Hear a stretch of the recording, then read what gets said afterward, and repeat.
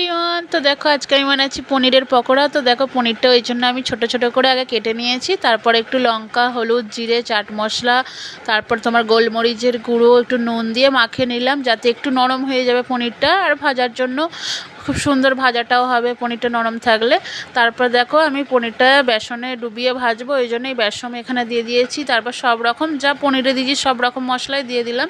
তো তারপর একটু কর্নফ্লাওয়ার দিয়েছি, চাট মশলা, নুন, তারপর লঙ্কা সব কিছু দিয়ে মিক্স করে নিচ্ছি জল দিয়ে গুলে। তারপরে এটার মধ্যে পনিরটা ডুবিয়ে ডুবিয়ে ছেড়ে দেবো তেলের মধ্যে। এই দেখো পনিরটা আমি মাখিয়ে রেখেছিলাম অনেকক্ষণ আগে। তো দেখো এখানে দেখো ডুবিয়ে আমি এই যে গরম তেলের মধ্যে ছেড়ে দিচ্ছি।